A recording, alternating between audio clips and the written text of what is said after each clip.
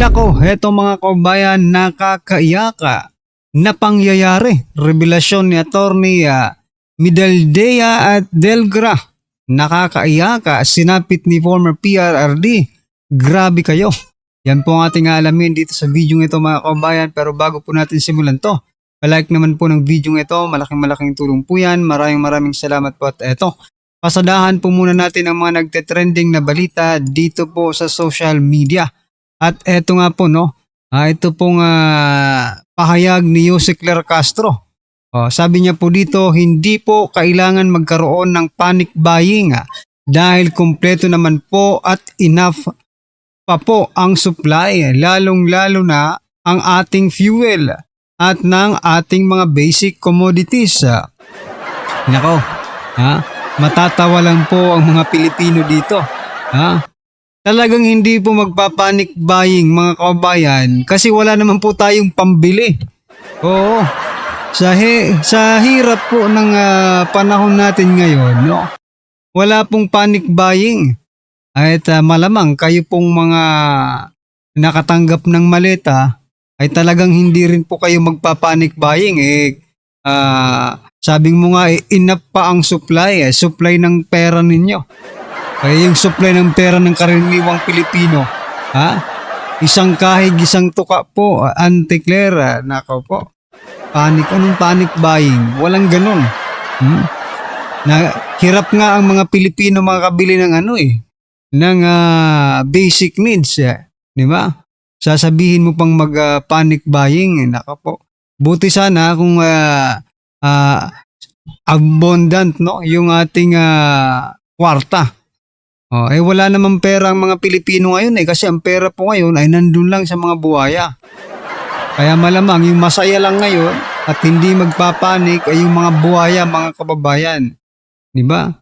Pero talaga nalulungkot po tayo mga kababayan. Di ba? Kasi pataas lang ng pataas ang mga bilihin. Although it is not, for the first time na taas ng taas ang mga presyo. Dahil simula po ng pag-upo ni President Bongbong Marcos Jr., I think hindi pababa ang mga presyo ng bilihin kundi lahat pataas ng pataas. Nako po. Ito pong naging komento ng ating mga kabayan patungkol po dito. Sabi po ni Ching Ching, if she says that go panic, expect the people opposite. Ayan, opposite yan. Dapat magpanic na. Don't panic, it's organic. Sabi po ni Jim. Sabi naman po ni Ron, basta ako si BBM ang pinakamagaling na Pangulo ever dahil sa kanya lang natin naranasan ang mang-ani ng palay kahit katatanim lang at dahil dyan sobra-sobra na po ang supply ng ating bigas. Aray ko po. Ngayon, bigas na po ang itatanim ng ating Pangulo, hindi na po palay. Kaya madami ang nagmamahal kay BBM dahil mga bangag nga tulad na lang ng mga bilihin dahil sa kanya marami ang nagbago, ang dating tahimik ngayon ay magulo na. Aray ko po.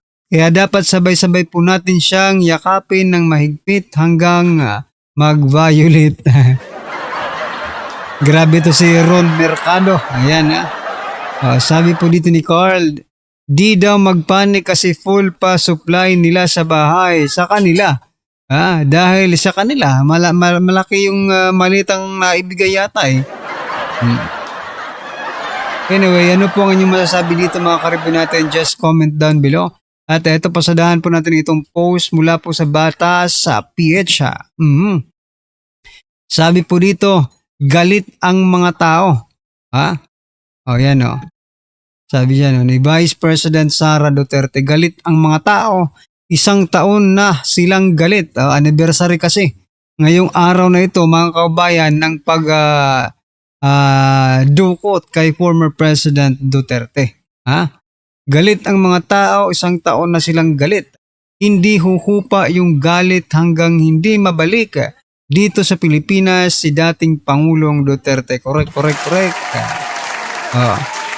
Galit ang mga tao, Vice President Sara Duterte said that the anger of the Filipino people will not subside until her father former President Rodrigo Duterte is returned home from the International Criminal Court where he remains detained.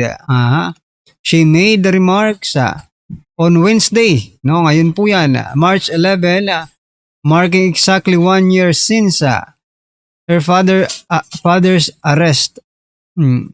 It is unthinkable that the government, no matter the political differences with the administration, would send a citizen to a foreign jurisdiction to be detained and tried for crimes against humanity na walang basihan, na walang maayos na witness. Correct. So ayan, no? Ito pong naging komento ng ating mga kababayan patungkol po dyan sa naging payag ni Vice President Sara Duterte. Sabi po dito, parang di naman, ayon po kay Joseph. Ayan. Sabi po dito ni Jose, says you. Aba? Ang sabi ng 230,000. Aba? Minamaliit po yung mga Duterte supporters sa post na ito. Sabi po dito ni Mark Kim, talagang galit, may araw din niyang mga bangag na yan. Correct. Galit ang mga tao dahil hanggang ngayon di ka ma-impeach Hindi kami maniwala dyan, no? Ang haba naman ng komentong ito. Huwag na natin basahin yan. Ito na lang. Sabi po dito, galit ang tao sa paglustay ng confidential and intelligence fund. Ay, grabe. Hanggang ngayon talaga marami pang nagbubulag-bulagan na mga loyalista, mga kababayan, no? Hindi pa rin nila matanggap, no, yung mga nangyayari ngayon. Okay? Send, may warrant siya. Saldi ko, umuwi ka na. Ikaw pala ang pasimuno ng siminit na yan, ba? Kayo lang at DDS ang galit. Totoo, galit po ang DDS. Hindi naman pinagkakaila yun ng DDS, di ba? Yung mga Duterte supporters, mga kababayan, talagang galit po sa ginawa dyan kay former President Duterte. Kaugnay po sa naging pahayag ni Vice President Sara Duterte, mga kababayan, eto. Panoorin po natin ang video ito, mga kababayan. Pasok. Sa iiyakan.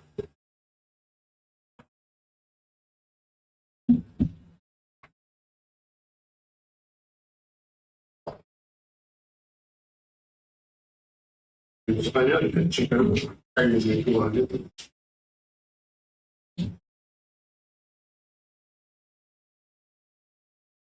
Ini sabi ni cakap.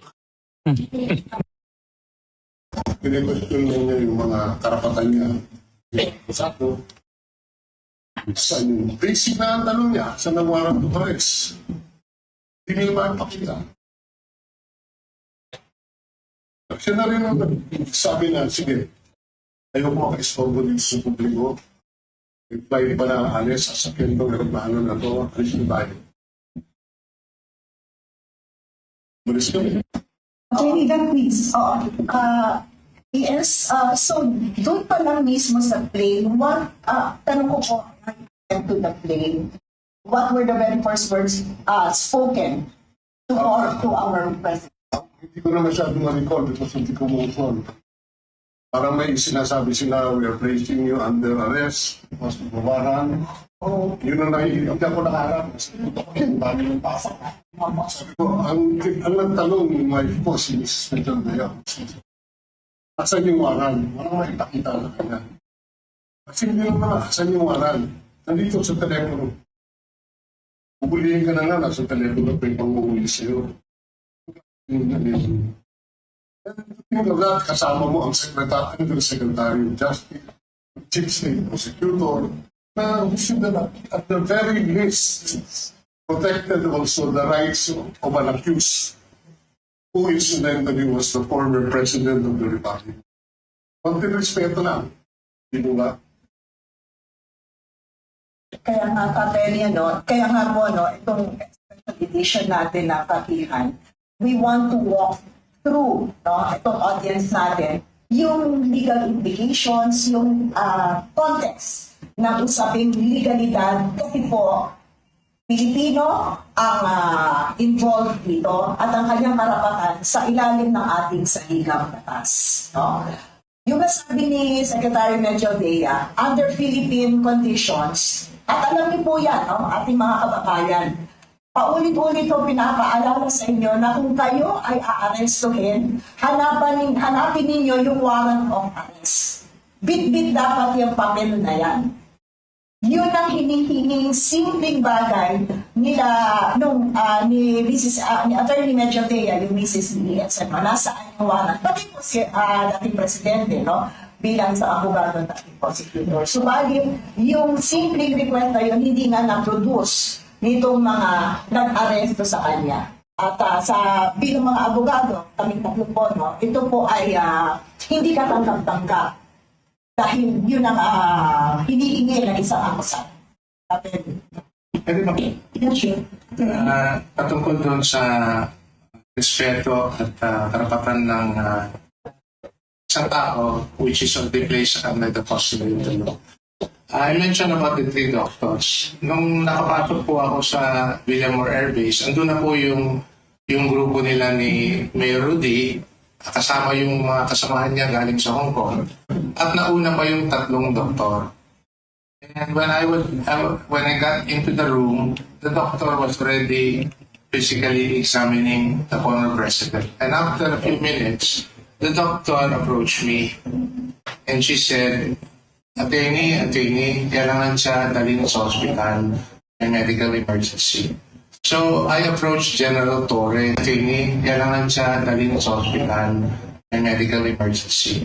So I approached General Torre. Sabi ko, may medical emergency. He's already under your custody. If we can bring him to the hospital. Kasi ang mismong doktor niya nagsabi na. Ayaw ni General Torre. Saying namin, may doktor kami rito sa Villamor. So basically, that's what happened so far as yung kondisyon ng pasyente is concerned. So if you would notice, if you would recall, there were reports of a medical certificate na yung sugar level na tumaas, and in the afternoon, he has to be administered a medical oxygen kasi humingi na nga yung kalagayan ng dating Pangulo. All throughout the day, when all these things were unfolding in our midst, and especially so na siya yung pinupuntarya ng mga pulis at time. Attorney Delma, salamat po. In addition to that, they were insisting na patahalan agad sila ng rights. No? Constitutional rights. Sabi, I will read to you your rights. Then, I asked them simply, anong rights? Rights sa Pilipinas o rights sa ICC? Sagot sa akin, that's beyond my pay grade. Sabi ko, nandyan ang Undersecretary of Justice, nandyan ang Chief State Prosecutor, bakit hindi mo tanungin? Yun ang ating mga yun ang mga natatandaan ko. Kaya, sa natatandaan ko, hindi siya nabasahan din ng kanyang karapatan. Sobra, no? Anyway, magmula po nung sa biyahe ni Pangulo, no, or the PFPRRD sa Hong Kong, para po yung meet up with OFWs, mga kababayan natin, naka-event. Napunta tayo doon sa pag-arrive na sa Pilipinas na naging nakakagulat, nakakasindak yung nangyari doon. Gusto ko susugan lang po kay Secretary Medjo Dea. Noong nangyari mo nga po yan, yung arrival, yung pangaharas, at hindi pagkilala sa tamang proseso, nakaka-insulto to bilang abogado dahil alam naman natin na kailangan, sabi nga ni Attorney Yvette na dapat may warrant. Pero hindi nila kinilala yung proseso. Secretary Medjo Dea, what were your thoughts and emotion during this moment na talagang nakita ninyo? Tapos sugang ko na lang din para tuloy-tuloy po yung sagot ninyo. Tapos meron po ba mga moments that stood out as particularly tense or critical? Okay. Alam mo, ng panahon ng tense, very tense and critical. Kasi ang nakasalalay ang karapatan ng isang akusado. Lahat violate from the basic right to counsel, no? The basic right to counsel. Ang presidente mismo ang kausap ng General Torre. I want to talk to my daughter. No? At the very least, nagtanong man na sana siya sa Undersecretary of Justice or sa Chief State Prosecutor na gusto niya makausap. Yung hindi niya alam yun, as a general, na right to counsel is the right of every Filipino under our Constitution. Yan is pay grade down.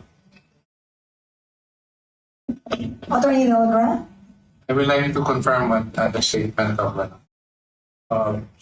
ES Bingo Mendaldea. At some point, I was able to personally talk to the USEC concerned, who at the time, I learned later, was actually the officer in charge of the Department of Justice because then Secretary Remulla was attending an international conference, ironically, on narcotics in Austria.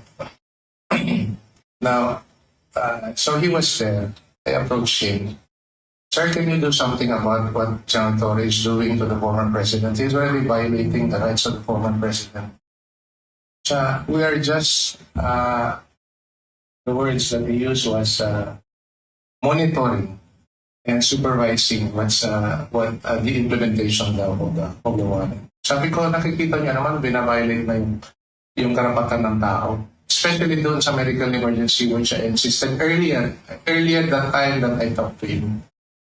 And that's why I said I confirm doon sa sinabi ni ES Bingo Mendaldea at sinabi niya sa akin is beyond his pay grade. Hindi ko na lang sasabihin kung sinagot ko sa kanya. Anyway, so I talked also separately to State Prosecutor Padulio. Ganun din ang, similarly, ganun din ang sagot. They cannot do anything about what General Torre was doing underground in the Villamor Air Base. So, yun talagang plano since the start. That we came to know more or less early on during that long period, no? From, I think he was brought to Villamor sometime towards 11 o'clock in the morning, na ang plano talaga na hindi na makakalabas ang dating Pangulo except to forcibly bring him into the plane and bring him to the Hague. At ganun nga nangyari. So yan mga kababayan, ano po ang inyong opinion, reaksyon patungkol po sa video ito? Just comment down below. At syempre, huwag mo kalimutang i-like at i-share ang video ito. Malaking tulong po yan mga kababayan. Maraming salamat po.